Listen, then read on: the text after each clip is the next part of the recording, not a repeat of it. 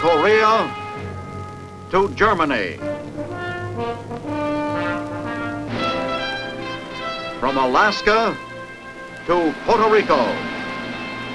All over the world, the United States Army is on the alert to defend our country, you, the American people, against aggression. This is the big picture. An official television report to the nation from the United States Army. Now, to show you part of the big picture, here is Sergeant Stuart Queen. Manning the sentry posts of democracy throughout the free world are units of the United States Army permanently stationed in overseas bases. How are these hundreds of thousands of service personnel and their dependents provided with healthful food, proper clothing, and the supplies and equipment needed to face up to difficult and potentially dangerous jobs far away from home? The Army Quartermaster Corps is sort of a combination of the biggest mail-order house in the world and the biggest boarding house in the world. Today, we're going to take a look at how it's been doing its job for the United States Army in Europe. A sergeant and his family living in a U.S. Army housing development in Germany. Facilities for officers and non-coms are identical, and the Quartermaster Corps is responsible for supplying their food and household goods. Most of the men in our Army do not have wives and children with them overseas, but the QM's job, of course, covers everyone, and food is mighty important for men who are facing up to man-sized jobs. There has to be a continuous supply of food, the right amount, so there will always be enough, but nothing will be wasted. And a stock of the right sizes of the right kinds of clothing has to always be at the right place at the right time. Those with families get the things they need at QM commissaries, American kind of things. And when the milkman comes around to the back door, here it happens to be the front door, even this is a kind of QM operation. Bread gets delivered too.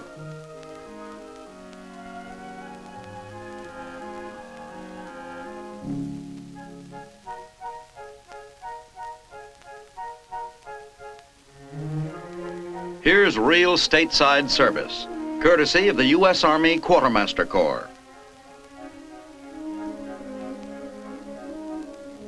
Big U.S. Army Quartermaster sales stores are situated in all foreign localities where there are large troop concentrations. And in places where the demand isn't so great, a railroad engine pulls the store around, and it sets up for business for as long as the supply of customers holds out. The well-dressed soldier today must have a minimum of 125 pieces of clothing and equipment.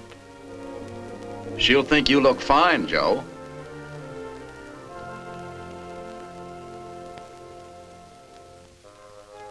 The man who's been overseeing the job of supplying all of the food, clothing, general supplies, and gasoline for our Army personnel in Western Europe is Major General William H. Middleswart, Quartermaster for USAREUR. Generally, our job is divided into two major parts. We provide quartermaster supplies and services for the United States Army in Germany and France, but primarily we must be prepared to support our forces in the event of war. This task involves supplying and servicing hundreds of casernes and troop detachments spread from Bordeaux to Berlin and from Bremerhaven to Berchtesgaden. The Gießen Depot, one of half a dozen big warehousing installations in Western Europe, which receive, store, and distribute 2 million tons of quartermaster supplies annually. Everything coming in, everything staying, everything going out. How much of everything there is on hand, how much has been requested. It can all be calculated with the wiggle of a forefinger by a cumulative system of punched-out machine record cards. The record system here at Gießen is the master control for the entire string of supply depots. Items of supply are ordered through procurement offices located in the major marketing centers of Europe. All centers are in continuous contact with each other by teletype network, so that everything can be purchased at the lowest competitive price. Here at a procurement center in Frankfurt, Germany, a QM draftsman draws up specifications for one of the numerous items that it's more economical to buy on the continent. Over 2/3 of the $143 million worth of subsistence items that our troops in Western Europe use each year are shipped in from the United States.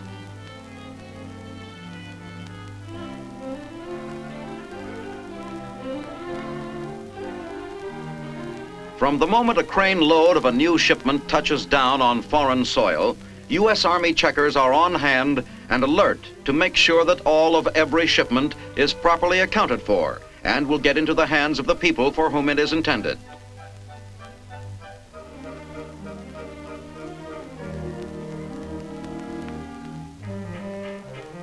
Once safely ashore, the transporting and warehousing that started months before in Chicago, New York, or perhaps even in the Canary Islands begins all over again.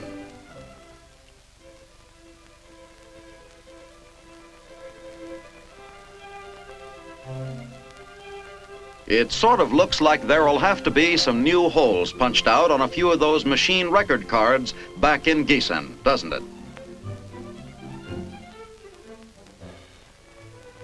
Even most Texans agree that the pipelines leading out of their state don't extend quite as far as Bremerhaven, Germany. So the vast quantities of gasoline that must be continually brought in to supply the U.S. Army, Navy, and Air Force units in Western Europe comes in by tanker. The gasoline and oil business is a joint operation of the Army, Navy, and Air Force, with the Quartermaster Corps charged with the major responsibility of storage. Like every other QM job, it's a big job.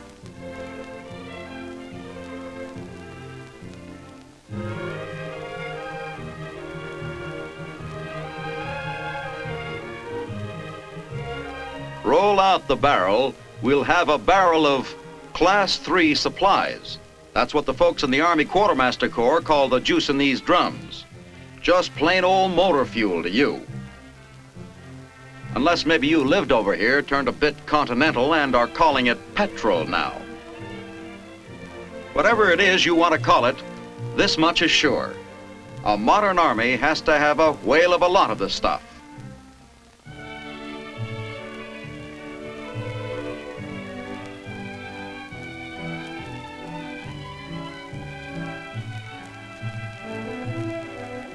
The farmers barge in with their products at a vegetable auction near The Hague, Holland.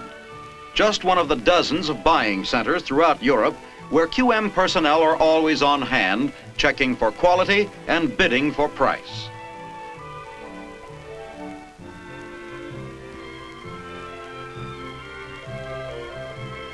If it comes up to the high Army standards of quality, before the week is out, much of this food may be on the dinner tables in Army mess halls, or on sale in Army commissaries.